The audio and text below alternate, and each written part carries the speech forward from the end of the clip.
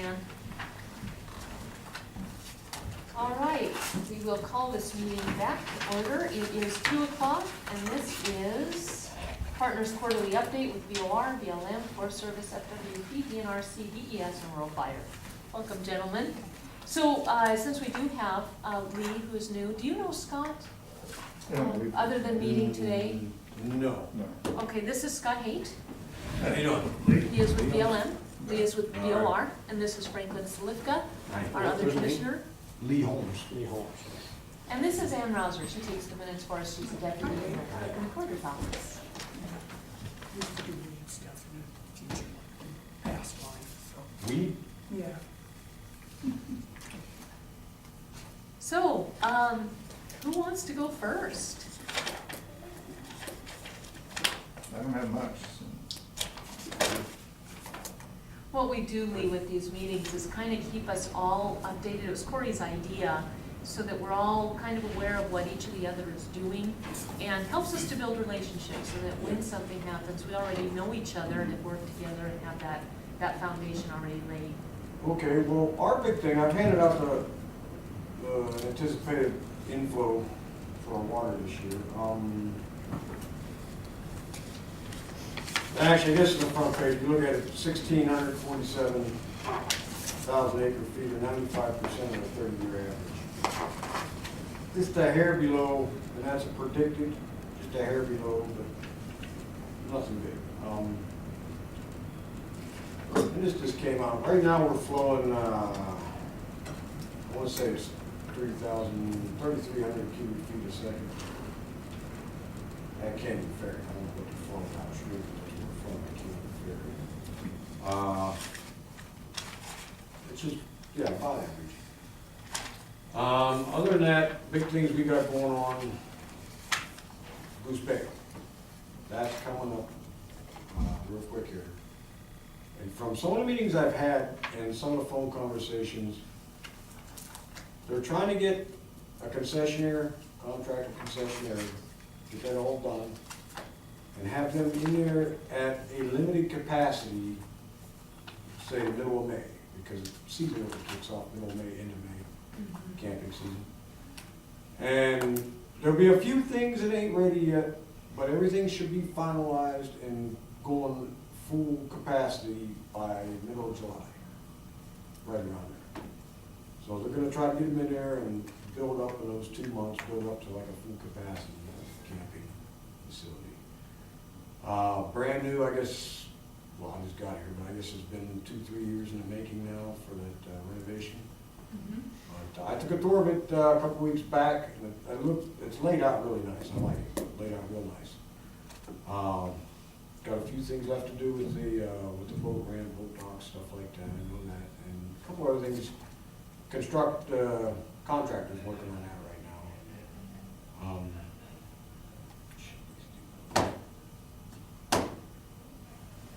So, that's coming ahead here. Matter of fact, I gotta be down here tomorrow afternoon. And we're gonna start doing potential bidders, I guess you would call them, or just come to look, do a look-see. So it's gonna be a one-day deal. If you're there, fine. Take you around, show you some of the stuff that's there. And if not, you just have to kind of look at it from the outside on your own and, okay. But I think this is all driven out of Denver, the Denver office. Okay. So I think they're trying to get somebody in there as quick as possible, or get the contract bidded as soon as possible, so they can start the process of slowly getting in there and moving in and taking it. But that's, as far as Broadwater County, that's the big thing right now. Yeah. All right. It is, excuse me, is there a deadline for the concessionaire, and applications have to be in by a particular deadline? You know, there is, I just don't have that. All right. Well, there is, I just didn't bring that info with me. Are you on the Canterbury office here, or Billings, where are you from? No, I'm Candy. Are you Yeah, Canterbury? So So I talked to Ryan the other day about the FLAP grants, the access to federal lands grants. And we had spoken with your predecessor and Ryan a couple months ago about paving that road. He had said, yes, we're still a go, but he wanted to double check a little bit. Did he give you any update? Paving road on Goose Bay. Right, what it is we are going to pursue a grant, and we had Senator Tester's office, actually working with us on that. And the deal was that BOR would actually pay the match, and the county would pay the 13%, which would be in kind. Is BOR still on board with that portion? That I can't tell you. All I know is I was told, whatever you guys decide to do, it's all up to you. I thought it was a 50-50 match, wherever the county put, that grants would put the other 50. I'm not aware of all this, you know. I'm maybe to tell you the truth. Okay. But I knew, what I did know though was, yeah, it is a county road, and I thought, I remember being told right, the grant was like a 50-50 thing, county and the federal grant, whatever the grant comes through, whoever it comes through. Federal highways. Yeah. Is that what it is? Is it, I don't think, do you guys know anything about what the match is with those? I don't think it's 50-50. Well, No, I was under the understanding that BR would take care of the match. Yeah, that I can't speak of. I don't know. We did a couple with Lewis and Clark County, and the way it works, you know, like to pave that Beartooth Road, for example, and it's 50% federal highways and 50% county. The county already had a special improvement district there for all that stuff, and they've been, you know, they have quite a roads budget, as you might imagine, and they've been, you know, planning this for years.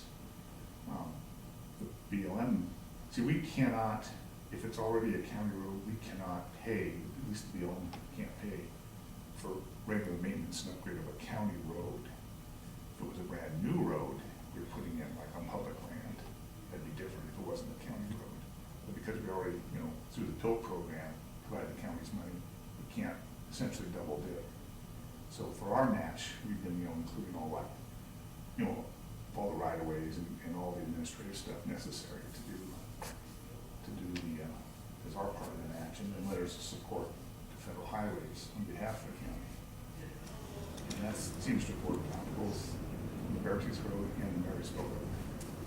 That's the BLM policy. Yeah, that's the BLM policy. Yeah. And you would, since Ryan, this probably started quite a few months ago. Ryan will be back Monday. Okay. He best to touch base with him on that, because I'm not exactly sure how that works. I'll call a meeting and ask you and Ryan to be here, and we'll get Shannon Lewis again, and WWC, who's our engineer, and see if we can't, you know, re-get that going. So, yeah, that'll be good. Yeah, okay. And if you could let me know what that deadline is, that would be great. We have some locals that are interested. And so to share that with them would hopefully increase the interest and be a good thing all the way around. When do you plan on the construction, what's the year timeframe on that? When it's completed? This year, It's gonna be this year? Yeah, this year. yeah. Yeah, there'll be, the contract ends in, say, mid-July. Okay. They want to get, because of camping season coming up starting May, they were hoping to get a concessionaire there, like I said, maybe not full bore going 100 mile an hour yet, but start getting there in May. So there is something there is somebody there, and then as the next couple months go on, Okay. ramp it up. Okay. All right. Anything else from you, Lee, update-wise? No, All right. Corey or Scott? Okay, you know, one more quick question for you, Lee. I haven't looked myself, but do you know what the forecast is for, I mean, I'm looking back at your water information you provided, yes. and I know the early season stuff came out. Do you know what they're calling for the rest of the winter, like average for precipitation? No, I do not. You haven't seen that forecast? No, I just went off of this. This Reservoir Control Center, well, that's what I call it, I don't know what they call it. Reservoir Control Center. But anyways, they bring this out. And you know how good weather Oh, yeah. vessels are sometimes. Yeah, copy that. Well, I mean, we really, first heard it was gonna be above average temps and below average preset, which it kind of started Well, off like that in the You fall. you kind of look at what's happened. Yeah, You know, California's been dry for 10, 15 years, but they just got nailed hard. yeah, which is good. You know, we went through a big cold spell, got quite a bit of snow. Are we gonna continue? Be nice. Yeah, we'll take it. As far as water levels go, it'd be real nice. And before handing it off to you guys, unless you have something more to add? Nope. Sticking with BOR, are you aware of the property that the county is looking to acquire from BOR? Isn't that back over here? Yeah, softball fields, golf course. Yes, Yeah. I've been told about this. Okay, good. We're still kind of working through that process. Neil, who's the one who's really heading this, was just in for a report the other day, so looks like we're still moving ahead. I just wondered if you guys had any updates. No, I was briefed on it last month. Okay. In fact, we were down here for FWP, Wildlife Management. Yeah. Taryn took me back over there and showed me, this is the golf course, this is all part they want to buy. Me personally, is it personal? Why not? But I don't get to make those decisions. All right. Good to me. An interesting sideline. It turns out it used to be county property. Oh, interesting. Yeah, when the Really? dam went in, the county said, oh, this might flood, let's give it to BOR. So, Hey, you guys, That's just where the restaurant was, there's 10 acres, that's the only part that the county ever had. Give up this liability, give it to the BOR. Fine. and you guys said yes. Yeah, this ain't flooding, let's take it back. All right, thank you. There was, no, that was FWP about the little shed over there, That's what go down the. Ted Road there. The shed, we used to have a backhoe in there or something like that, and we haven't had a Cat, I think, backhoe down crawler. there for years. So FWP was like, we'll take it. Yeah, keep doing that. No, that's it for me. All right. More questions, I don't, prediction, weather, no, I'm not sure. not playing anything. Not doing that. Smart. I'll tell you after the fact what Yeah. happened. Ask me I'd like why. the weathermen do. That's right. Tell you after the fact. I like it. Sure. All right, who's gonna go next? I mean, we No, don't- I don't have much, I'll go. I guess. Get over it. I'm trying to remember where I was last time, if I updated you on the Iron Mask, decision that came out July 1st, where we issued our decision on the Iron Mask planning area. That included about 5,000 acres of vegetation treatment, and a little over 1,000 acres of that was prescribed burn, and that got appealed and by Alliance for the Wild Rockies and Native Ecosystem Council, and we prevailed in that appeal, and it got dismissed, so that's good. And then we put out the Indian Creek Forage Reserve Allotment proposed decision back in, I think it was mid-October, and that got protested by the same groups, and we're still working on resolving those protest points. But that would have created this forage reserve allotment where grazing permittees from anywhere else in the Elkhorns, private or other public lands, could come in and rest their cattle there while range improvement was done on their home allotment. So we thought that was a pretty neat deal, and we'd like to get that resolved really quick so we can move ahead with that. That was a big item that was supported by the Elkhorn Restoration Committee, Elkhorn Working Group, RMEF, and all that. Everybody thought it was pretty good, except for the two people that protested. So anyway, we got that going on. And we also got out a couple other grazing decisions under that same master planning document, Kimber Diorite and Beaver Creek areas, and those haven't been protested, so I think we have a couple more yet to do there.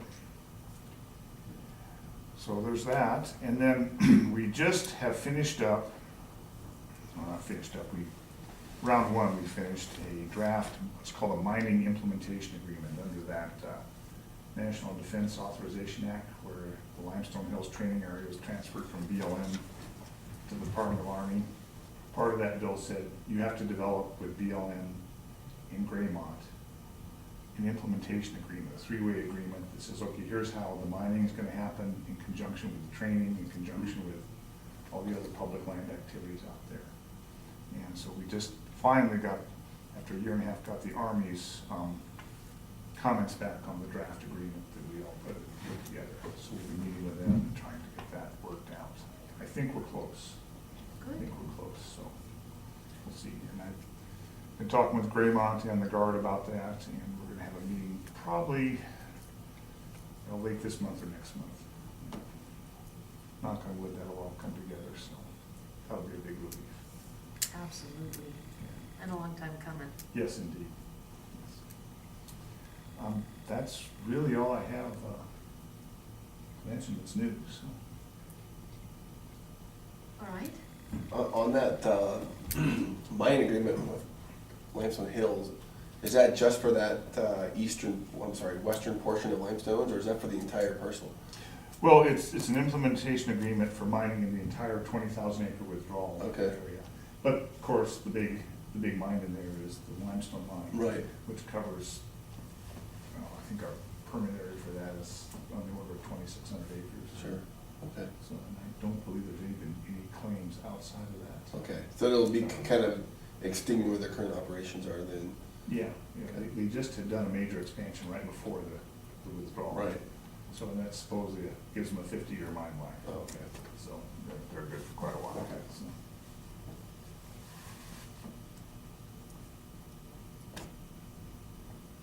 And I have no questions. Do you, Franklin? Okay.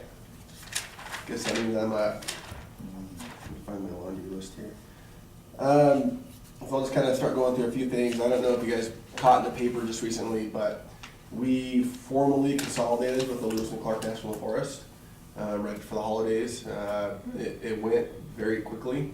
Sometimes it takes a couple of years for it to sit up in Washington, but we've done a lot of grease and skids, if you will, and so it was a pretty straightforward process. I think we've chatted about this before.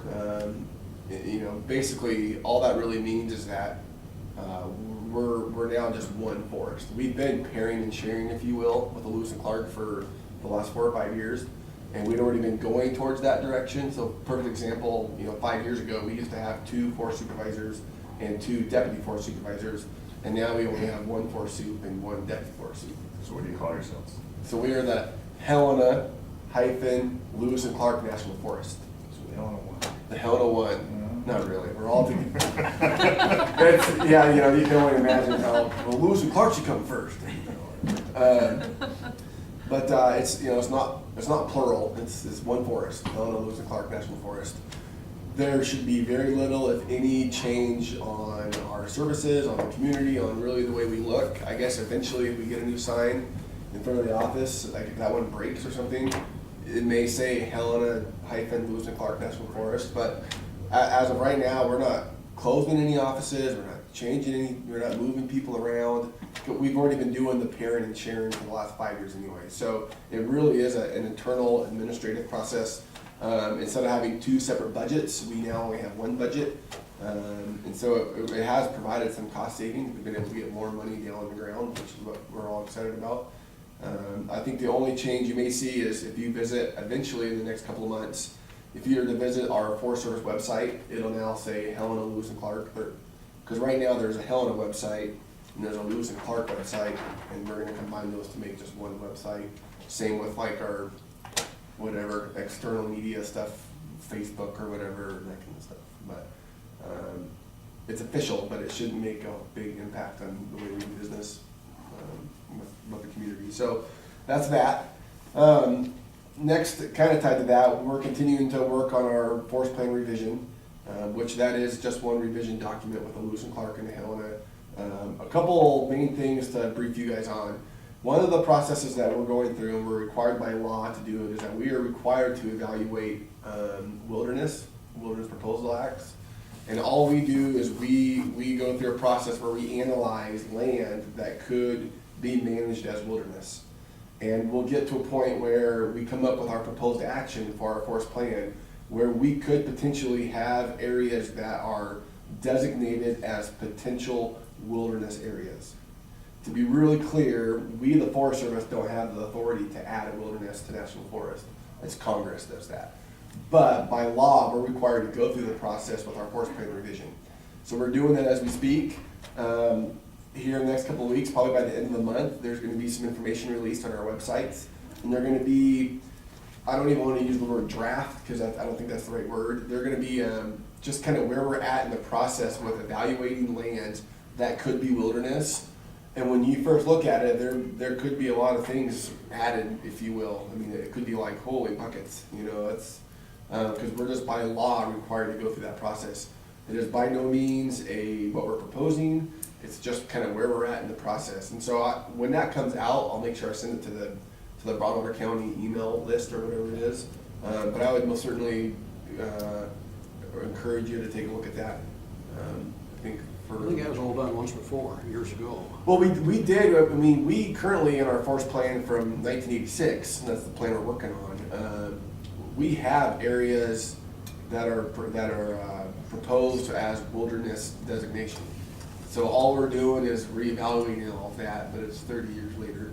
And some of the stuff that was in some of the areas that were designated in 1986, some of that will probably still remain the same. And at the end of the day, you know, so Bill, our forest supervisor, he'll have a proposed action with a forest plan that will include everything, including the wilderness study areas. And all it will be at the end of the day when he makes a decision in the final impact statement is that these are areas that will be, you know, potential for wilderness designation. And again, that's as far as it goes. We don't add wilderness to the national forest. Congress does that. The criteria is pretty much set. I mean, Pardon? The criteria for qualifying is. Yep, absolutely. So the criteria, yeah, so by law, it comes from the Washington office. There's these sideboards and a process that we go through. But, so the criteria is already set, like make sure it's got the right type of characteristics. So we're looking at areas that are maybe roadless and don't have roads or haven't had a lot of vegetation management, things like that. But just because there may be a few roads or there may have been some harvest in the past, that doesn't automatically kick you out of the wilderness study. We still have to go through that process, and that's kind of where we're at right now. So when that comes out, probably the end of the month is what we're looking at. I'll make sure that you guys will get an email that you can go, you'll be able to look right at a map. If you need help printing it out or something, let me know and we'll figure it out.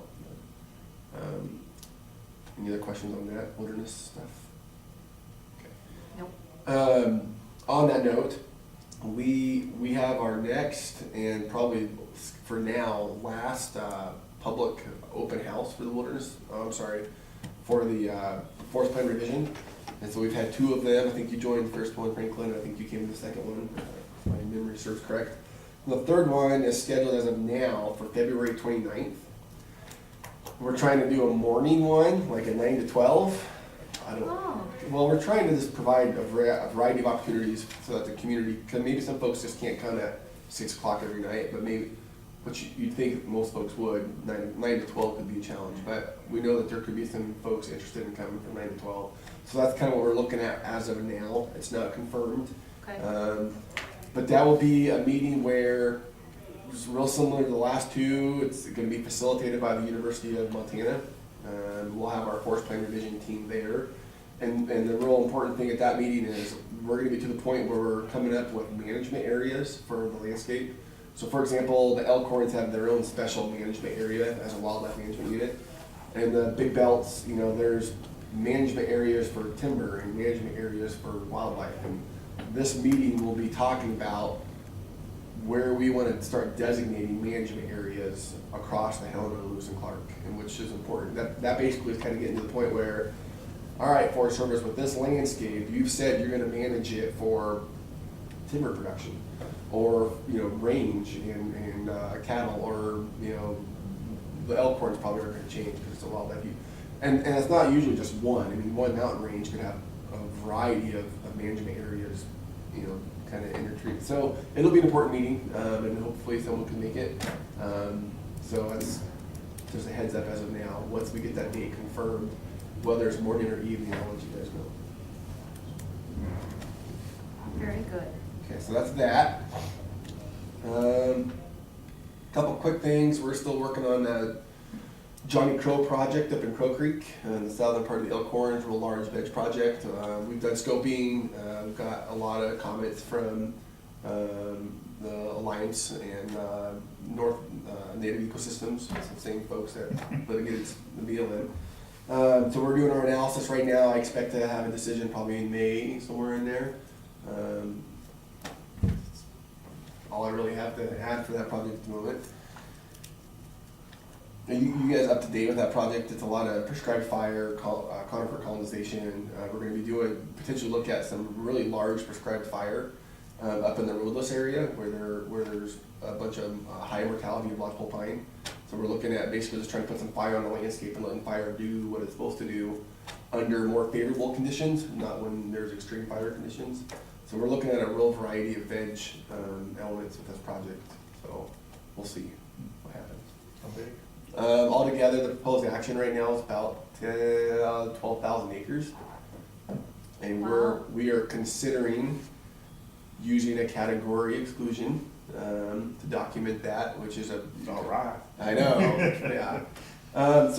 We have categories that we do for NEPA, and so category exclusion means it's kind of more of we're consistent with all of our federal laws and forest plan, and we think in general, it's a good project for the greater good of the landscape. Then you have like your EAs, that's kind of more of your more moderate level. Then you have your EIS, your real more like Cabin Gulch Vegetation Project, EIS. The elements that we're proposing in Johnny Crow are very, as we consider them, very beneficial to the landscape. It's trying to benefit wildlife habitat. It's trying to balance the fire so we can minimize extreme fire conditions while we generate wildlife benefits to the wildlife habitat. And we feel like, as of now, where we're at, I mean, it can't be pre-decisional, but we feel like we're being consistent with all the laws and federal regulations and our forest plan, and that it can meet the requirements to be category excluded. Which Farm Bill CX? It's not a farm It's bill. not a farm bill. It's not. It's going to be a wildlife category, wildlife CE. Yeah, it's not a farm bill. We have no commercial. Well, as of now, no commercial product. We're not looking at doing any treatments in mature timber that would generate a commercial product with this project. It's mostly grass and sage, aspen work, going up in the roadless area with all the dead lodgepole and trying to regenerate some of those stands for age class diversity. And we're excited about it. We've been working really close with the Elk Horn Restoration Committee. They're the ones who originally came up with a strategy for restoration in that watershed. So we took some of that information, we moved forward to where we're at now. We're doing parts of it, not everything. But it's 13,000 acres is quite a few acres. And so we'll see where we go, but that's where we're at right now. And again, I should make a decision probably in May of this year. So we're excited. I think it's a good project. So that's that. Starting today, we had a term archaeologist that started in Townsend, professional series, so that's good. It's a full-time. It's not a permanent, it's a full-time term, 1 to 4 year term. We have a pretty heavy workload with a variety of our projects to have that need as an archaeologist, a specialist. So that person's in Townsend, just moved here this week, and trying to get their feet on the ground and get up to date with everything. So it's exciting. Excited to bring more folks in. Also, next topic, we're continuing to see a pretty decent mineral workload on the district. I think probably same with you guys in the BLM world. And I think we chatted about this last time I was here, but we're getting more, it seems like we're getting more inquiries and more interest in mineral activity. And some of the complexity seems to be increasing more to that plan of operations type of work, people using ground-based equipment, excavators, whatever. And so we're pretty busy right now, just kind of work through people's miners' plan of operation that they've submitted. That position has been vacant. Our minerals administrator left last spring. And to make a long story short, we got permission or approval to fill that as a permanent full-time minerals person in Townsend, which is great news. Because before it was just 50-50. So I think that's gonna help us build some capacity and try to, respond maybe a little more efficiently and just, work a little bit better with some of the mineral stuff that's going on. So it'll take a few months, but my hope is to have that position filled by probably June. And we'll have another full-time permanent minerals administrator here chosen, which I think is good for what's going on. So we closed the gates in the Elkhorns, it's closed to motorized traffic December 2nd to May 15th, like it is every single year since the travel plan in the mid-90s. So we did that back in December. One thing we're working through, and I think we chatted briefly before, we're continuing to see a lot of increased demand for access behind those gates. There's a lot of old patented mining claims, and those patented mining claims are being sold and then developed with a cabin on them, or someone puts their house up there, and then they want access during the winter. They go up, whether it's a snowmobile or if there's no snow, they drive up there. Well, it's, for us, we have to be real careful because in the mid-90s, we closed that to motorized traffic to minimize impacts to wildlife during the winter. And now that we're getting even more of a demand and more interest, we have to make sure we're still consistent with the decision we made back in the mid-90s. And so we're kind of I wouldn't say we're reevaluating that process. We're just trying to be consistent and make sure we can, when we make decisions for people to go to grant access back there, that we're still consistent with what we said back in the mid-90s. And so we're working with a lot of the inholders right now, with just how that process, how they ask for access, and how we permit that. We have a new permit process that we're using instead of in the past we kind of used a one-page variance form. We're no longer going to use that. We're actually using like a road use permit to grant that access, and we're trying to come up with a balance with what the inholders need for access and a balance to still minimize impacts to wildlife. We're working with the Elkhorn Working Group on that. They hosted a meeting with a lot of the inholders back in November, I believe. And Franklin, were you there for that? No. Okay, I'm sorry, I can't remember. It can be kind of a controversial topic because Very it's controversial. Pardon? It'll be very controversial. It is, and it's people's private property, and but at the end of the day, it's they have to go through other people's property to get there. And in this case, it's the forest, and the roads are closed December 2nd to May 15th. And so we're trying to be just kind of walk through that process and come up with a good middle ground. But it's very possible that you guys could hear some comments from your community, from folks who, a lot of the folks don't actually live in Broadwater County.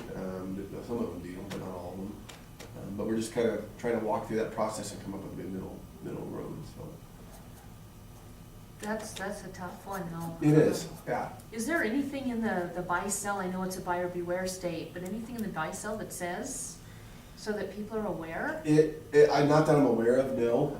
The word is getting out. I met with some of the local realtors here, because I know in the past, some of the previous inholders who've been there now for 10 years, they'll make the claim that the realtor told me I had access. They told me I had year-round access. They gave me a key. They gave me a Forest Service key to the Forest Service gate. And so my response to them, well, if they did, that was illegal. I mean, they don't have authority to grant access on other people's property, nor do they have authority to assign real property like a key to you. And so it's been kind of a challenging conversation at times. But I think the word is getting out, because it is, at the end of the day, it's buyer beware. But I've had a couple of potential buyers. There's a lot of inholdings for sale right now in the Elkhorn. There's a handful of them.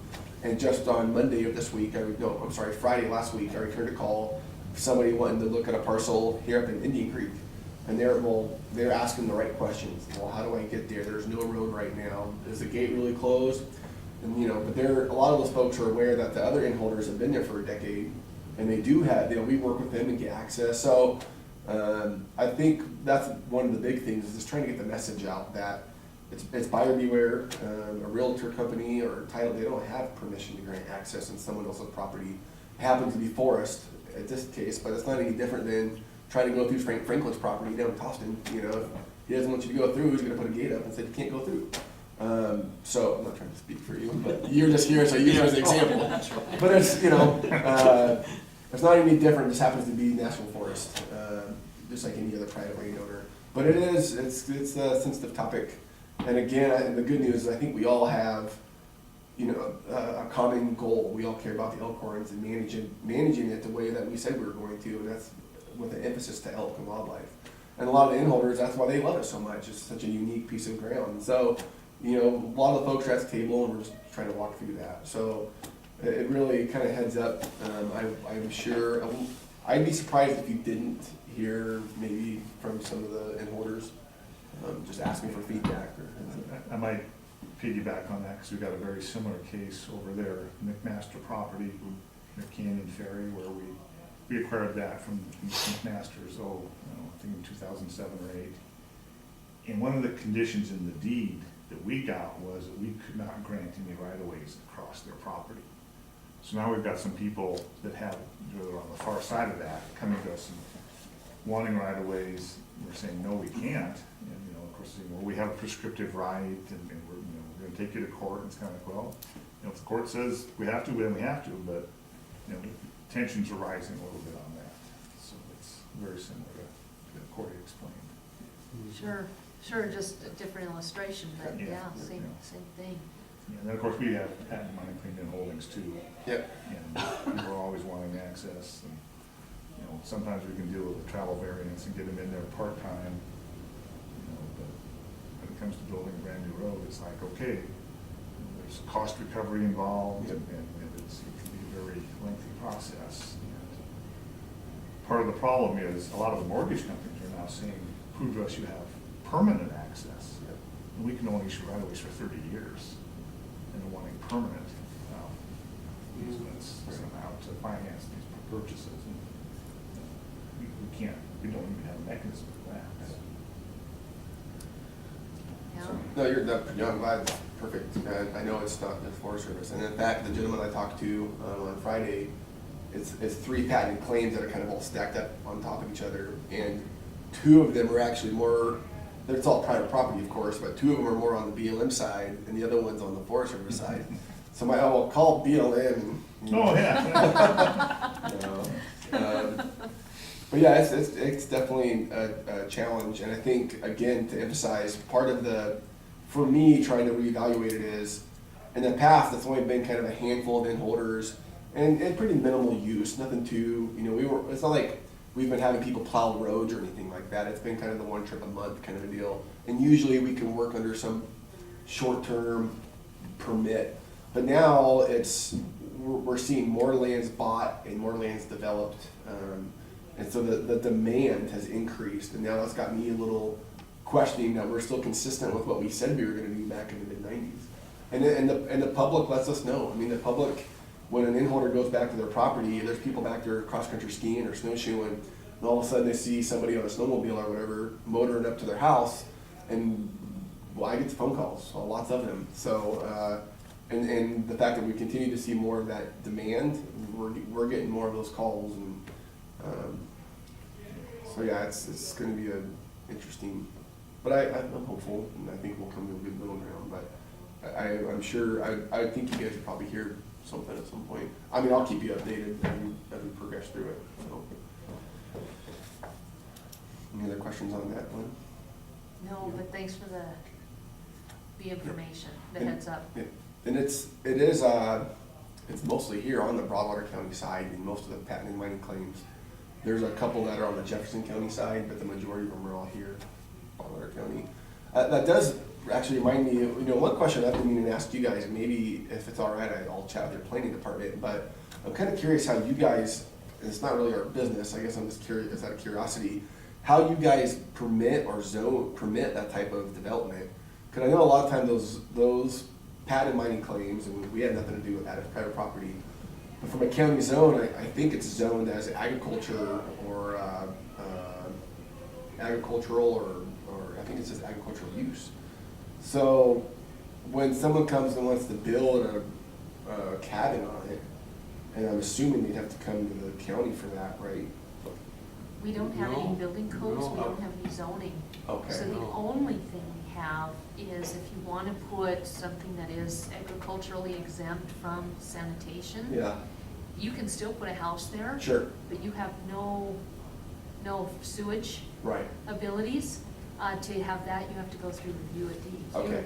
That's all we've got. Okay, Yeah. so really it's, okay, let's do enough, I wasn't really sure. If they do that subdivision Right. application with DEQ, then You see 20-acre parcels sliced up into, Yep. 4 or 5 acre chunks, or, Yep. 10 2-acre chunks, it's just, then it gets interesting. That's a whole nother one. Yeah, Okay.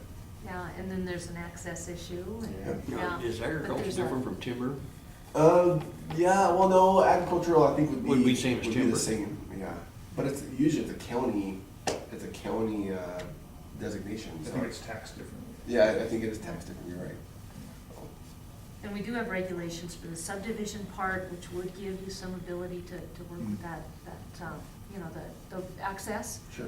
But yeah, if it's just a singular inholding, we really don't have anything Okay. but that DEQ and sanitation review. Okay, perfect. Yeah, But I think that's the most, if someone comes and say they wanna plow the road year round, so they can have year round access, and it's just like Scott was saying, they submit a proposal and there's a potential cost, because, we need to manage it for the greater good of the public, and that one person's access is for their access, how's that for their, so a lot of times they're responsible for cost recovery and paying NEPA and planning, and, if we were to get a proposal that large scale, that would be a pretty challenging Yeah.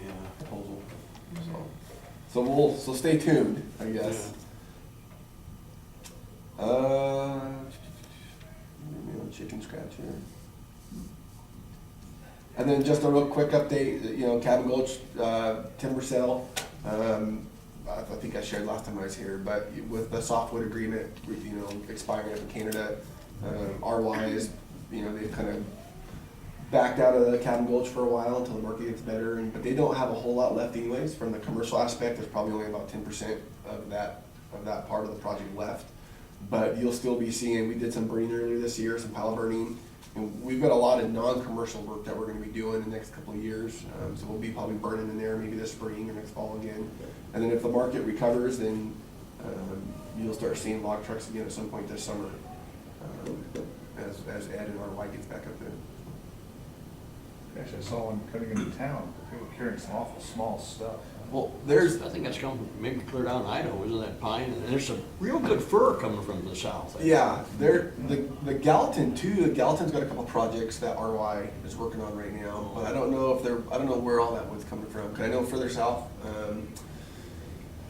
the Beaverhead Deer Lodge sold a couple real good sized projects, and I don't know where those went, I don't know, I think RY got them, but I don't know if they're harvesting. Yeah, I don't know if it's here, or sometimes it goes through here on Missoula. It does, yeah, they're going. But there's some fir coming, it looks like pine log, but it's Yeah. fir, I mean, you don't see much of that anymore. Yeah, good woods, so. But I know what you're talking about, these others, in fact, I kept looking at them, they make good split rails. That's what it looked like. That's about all they are, they're about like that. Boy, I wasn't hauling those very far. Yeah. I know, for the forest, we're gonna have, we did have a farm bill project that we just signed over in the White Sulphur Springs District. Carol Hatfield was district ranger, and that's a really good project. And are you guys familiar with the farm bill? Probably maybe a little bit. It's kind of more of a Congress approved, more of a streamlined, planning process, so that we can get after the insect and disease part of our landscape a little bit more effectively. And so, it helps, streamline where we're going basically. And so you still have to go through the same environmental planning and laws or whatever, but we just signed one of those projects in White Sulphur Springs, and I think it's out for bid right now. And then if everything goes well, we'll be trying to get a couple projects up out in the Helena district this summer as well. Yeah, still there, it used to be in a rancher could get so many posts and poles, Sure. is that still, do they still have that or not? Not right now, no. But it's funny you ask, Franklin, because I've just been leaving some messages with our timber shop and looking at some options like that. If it's the easiest thing we can do is issue firewood permits, and depending on how much you're looking at, we can have a conversation about, but if you're doing real post and pole, that's a whole other process. So. Oh, yeah, well, post yard, yeah, but I remember in ranchers would always Yep. get that. Yeah, a lot of those authorities It was, I can't remember, it seemed like it was, we used to call them the green slip, is what we. okay, Yeah, green slip, but we don't have them right now. but if you used it as a firewood, doesn't that have to be cut at, Yep. 6 foot length, 6 something foot like that? lengths. to come out? 6 foot You lengths, bet. yeah. Yes, it does. So I Well, I wish, guess it would make a post, maybe. Yeah. But, no, I was just, yeah, I wish we had the green slip option still, because with all the dead lodge Yeah, pole we I have. don't understand. And I just left a message this morning trying to figure out what other options we might come up with. Because there's a lot of folks who border national forest who want to go clean the boundary up a little bit, so Yeah. we don't have too many of those kind of smaller tools right now. I think that's it. As always, I'll talk more than I should. But Well, that was interesting. You're up there at Mike Seawolf? yeah, he's our law enforcement officer. Yep, patrol captain. He's our patrol captain.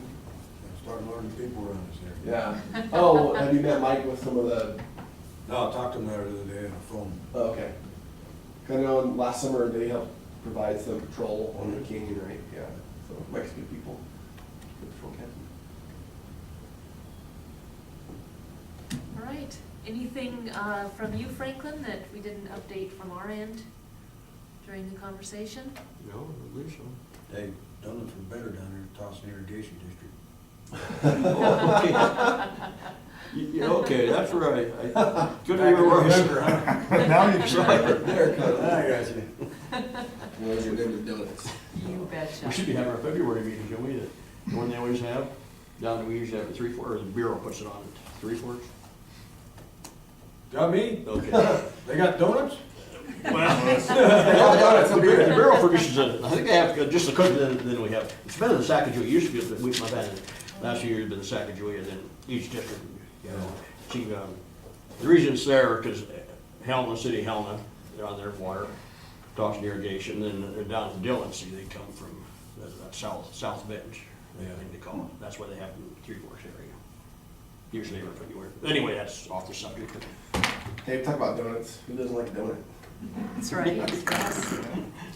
I did want to mention, Nicole is serving on our Resource Advisory Council, and she's doing a really good job. We really appreciate you guys making her available, Absolutely. so. Yeah. I think she's enjoying it, so. At least she's You pretending think, to, so. yes. She thinks in a way that's very methodical, and when I've watched her on different boards or the different work she does with us, it's really refreshing to hear what she has to say, what she brings to the table, because it's different. Yeah, I think she's a valuable asset. She was helping out with the cabin witch fire, I think, right? Mhm. Yeah, she's Yep. pretty sharp tack. Yeah, she A is. little engaged with her. Yeah, yeah. Does Emma, Yeah. she used to work with you. Yes. That's her sister. That's what I thought, yeah. Yeah. Yeah, Emma got a new job, still with the Forest Service, but down in Dillon with grants and agreements, and a really, really good job, good career opportunity, and she's going to be greatly missed, but good for her too. But yeah, they're sisters. Yeah, yeah. So, no, the big talk with the Forested Counties Coalition, we just had a meeting on Friday, is collaboratives. Yeah, There's some nice success going on right Mhm. now, and people are pretty excited. yeah, yep. Yeah. You know, that actually reminds me, on that note, something that our new regional forester, Leanne Martin, I don't know if she was at that meeting or not, but trying to build capacity for the Farm Bill projects. So they're looking at hiring a regional team of like a NEPA team, a planning team, that can go around and do these individual Farm Bill projects and try to minimize the impact of the forest instead of having to use just our folks. That team will be, once they're fully trained and on board, they'll come over to the Helena and work on a Farm Bill project, and then maybe go over to the Lolo or whatever in a response. And the Farm Bill is you have to have a collaborative in place. I mean, that's a requirement for that type of process. So it's part of trying to respond to that demand and the good work that's already been going on with the initiative.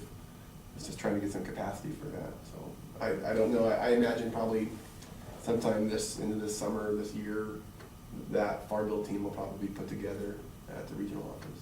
So. Yeah, it's But exciting. yeah, it's definitely a hot topic. Yeah. All right. Anything else? All right, well, thank you very much, gentlemen. Oh, should we tentatively schedule for next Good call. quarter? I like it. 3 months from today is April 11th. Perfect. That's a good meeting. Right before taxes are due. Taxes are due, Yeah, but we'll be It's Monday. getting all of our spring burning plans figured out by then, so we should. all right. Does that work then? Yeah. 2 p.m. still? Yeah, does that work for you too, Lee? No, let's do it at 6:30 in the morning. All right. All right. If we're a little late, go ahead and start. I'd probably be 6:30. Speaking of donuts. That's easy for you to say.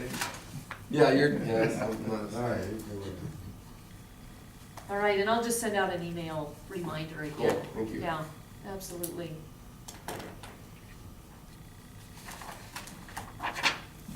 That'll be just a courthouse. Yeah. Oh, good. All right. You won't say good. Okay. All right. Got some pictures here. I was down there 2 days ago. We were down there looking at the Davis area, Okay. checking our stuff. So,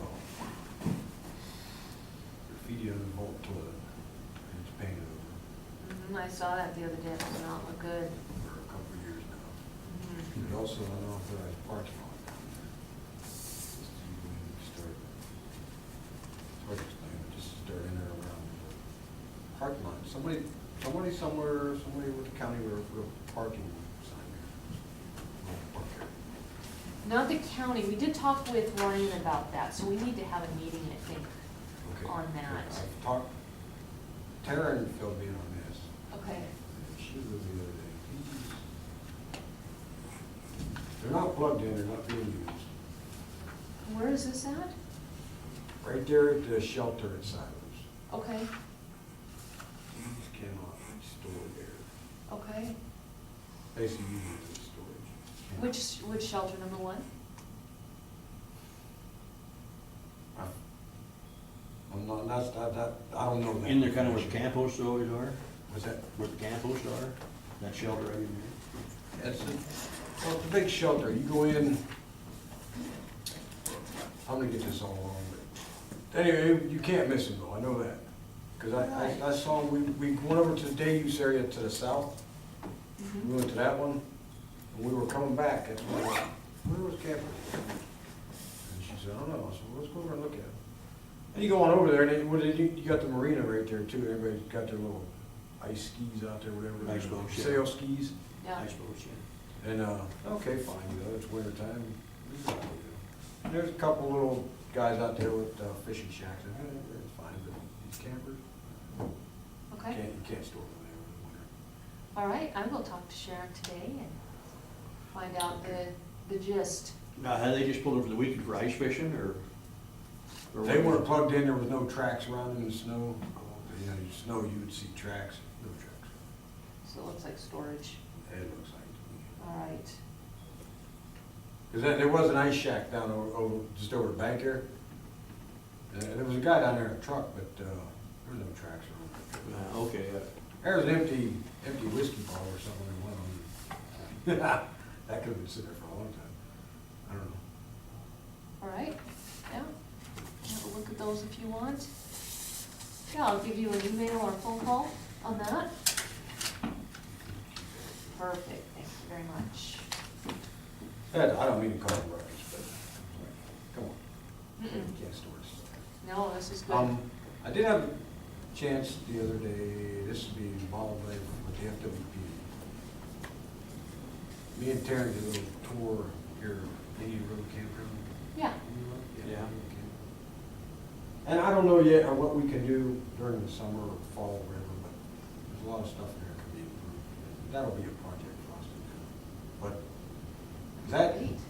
that campground's unique because it's the only one close to a town.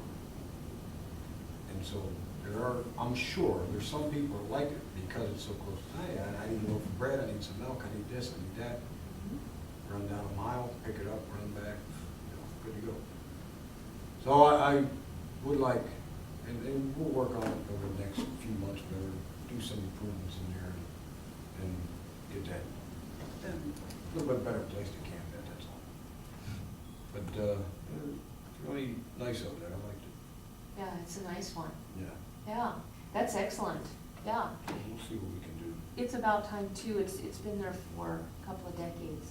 So just a little bit of TLC. Well, I know, and it's like Goose Bay. I didn't get to see the picture of Goose Bay Park, they said it was wonderful. And now we're also working on Hellgate, a little bit up the road. front of it, or see what we can do with it. And then, you know, eventually we'll make our way all around the lake, you know. We're gonna do more there in that Cottonwood campground, Good. but they haven't, other than they put in those other new restrooms there. Yeah, that one, and that's kind of a small area in there too, because our other one that we were looking at was White Earth. What can we do with White Earth? And that's further out and it's. a little Oh, bigger yeah, stuff, yeah. But it's kind of like a barren, wind-blowing land up there, you know, and what can we do here? A few trees here, a few trees there, get some actual camping spots designated and everything. But it's kind of like Goose Bay, you know, we can do one of these big projects maybe once every 5 or 10 years, whatever. And it takes 3, 4, 5 years for the paperwork to make it through the chop chain. And then finally somebody says, okay, we got money to go through, let's go ahead and do it. All right. And when I told them about this Hellgate one, I said, well, let's have something ready. When they do say we have money, there it is. You know, we don't have to go do the research on it, we got it. There you go. And it'll take us a while to make it all the way around. And like this one here at Indy Road, we could probably do that with our own crew and our own, out of our own budget stuff, instead of asking for money from Denver or wherever. We could probably do that right here. We can get a lot of stuff done. I went in there, I was like, I'm not, I just got into this campground thing, you know, just 2 months ago. Who the hell designed that, man? What planet did they fly? They could have did all this stuff. Look at this place. What makes you think it was designed? Well, maybe it wasn't. Maybe just throwing Well, it. Fish and Game did it first, you know, the Fish and Game had everything. See, for years, the Fish and Game, and then BLM took over, Yeah. and then BOR come back and says, we're the Yeah. I just, on it.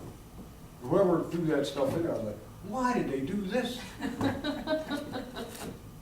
You Everything knew could be Chuck so Neal? much better over there. Yeah. When he was They- county they- trader, Yeah. he was, Dan Gallagher Yeah. talked to me, and Taryn pointed a few things out, and I said, man, we could go a long way with that one, because it's unique, like I said, because there's gonna be certain people that like to camp there just because it's so close to, you know, so close to town. Absolutely. Other people wanna be way up there, out of way, you know, from nobody.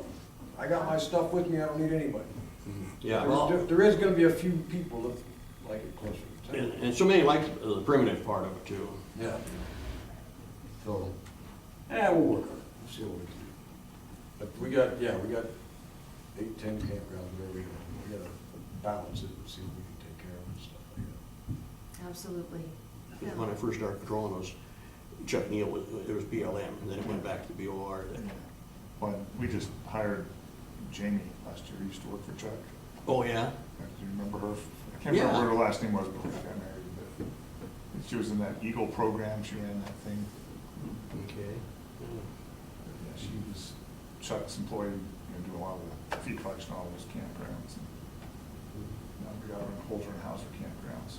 I was in the sheriff's department for years, for about 25 years, I patrolled the lake. Oh, yeah. And Yeah. Forest Service, I did all the Forest Service, well, not all of it, I mean, the reserves did, but I did a Yeah. pile of hours up in the forest. Yeah, sure. Our biggest contract was with BOR. Yeah.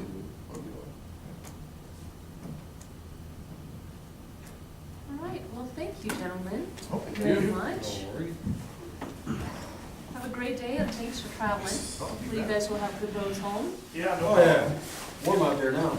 Corey, I didn't look at you for that one, since Yeah, I was gonna you're say. coming from close. Three Forks isn't too far. Yeah. It was weird, it was 4 degrees in Butte when I left, it was 30 when I got up to the top of Homestead, and then I got down to 14. Was it really? You know, it's just all over the place. Yeah. Yeah. It was cold this morning. Yeah, about 5 below this morning, and Yeah. and it, as I come in, it was 1 below, and a little while ago, I think it was still like 8 or 10, something like that. You guys were that cold down here? Yeah. We're like See, last night, 4 or 8. It varies. Up, you know, you get down to the bottom, it's down to 4. You get up to the top of the hill, it's up to 8. It's like, last night, I think on the weather, they said Helmer was right close to 20, I think, and I had about 8. Oh, good darn. Yeah. It was -2, I think, when I walked out my door at my house. It's cold. I can feel it. All right. Thank We'll you, take guys. care. Thank you very Yep. much. Good to see you guys. Happy New Year, by the way. Yes. yeah, happy New Year. Thanks. Please, glad to meet you. You too? Welcome aboard. Be back in a couple months, I All guess. right. For sure we'll see you then, if not before. Yeah, pretty busy up there. Well, yeah, if, like that Rotary and question, because, I know Ryan said a few things to me about it, but he knows more about the history than I do, so you can feel free to ask him, you know. All right. But I don't know how the cost share went, and, the impression I took of it, DOR wasn't gonna have anything to do with the fund. However, that's not to say it wasn't gonna be a 50-50 match with the Department of Transportation or somebody. What I took out of it just wasn't gonna be reclamation. So, Okay, yeah, all right. That ain't. I'll I'm out follow to lunch up. on that one. yeah, make sure we're all on the same page if nothing else. Yeah, okay. All right, Have a good thanks, day. Lee.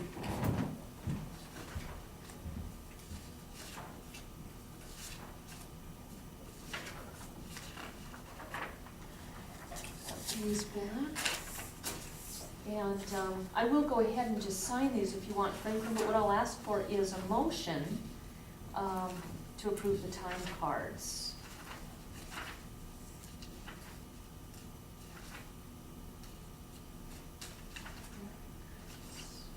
Well, what'd you give me this for? So that you can review it. That's a time sheet. And what we need to do is review them and then just have a motion, and that way we can just have one commission sign.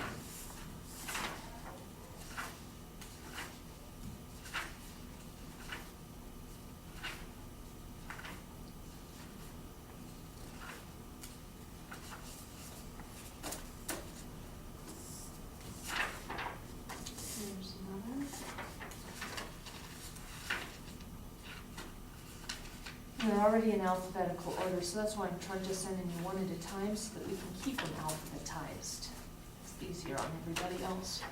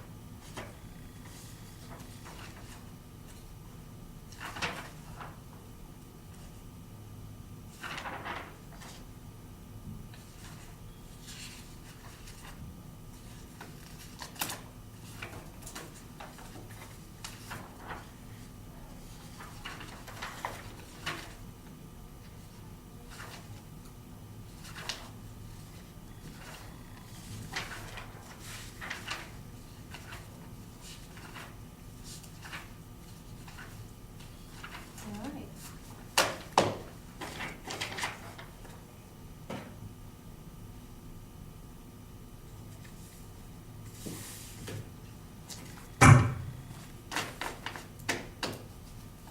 And can I get a motion on these?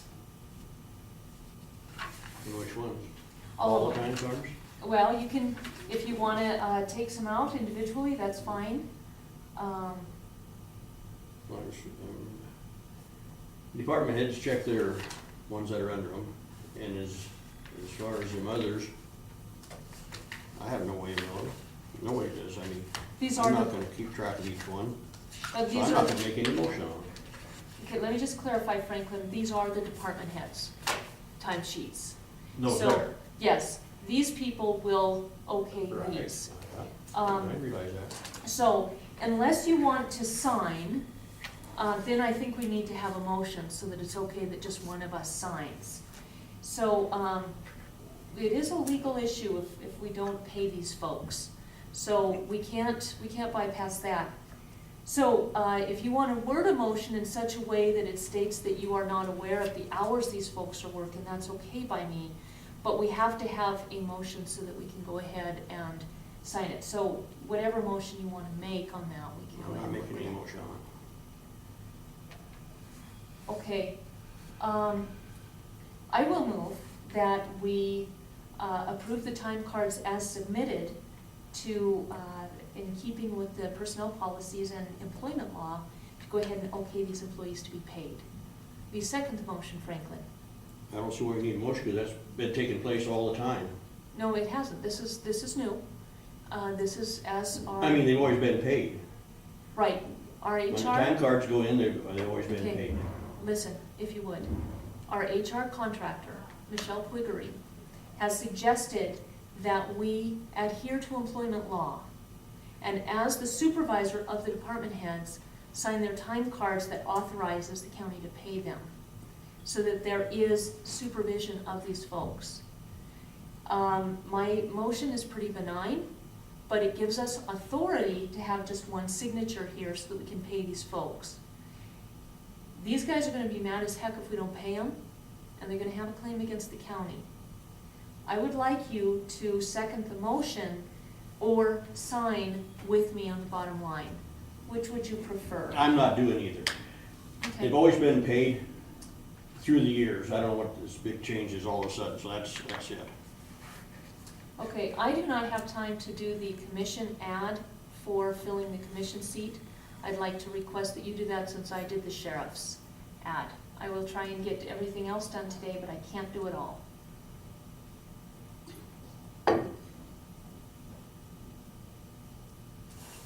And Ann, if you would let the record show that, I don't know how you want to put that in the minutes. I'll take these back to Debbie and let her know Commissioner Slippa's issue. Okay, this meeting's adjourned. Thank you. 3:07.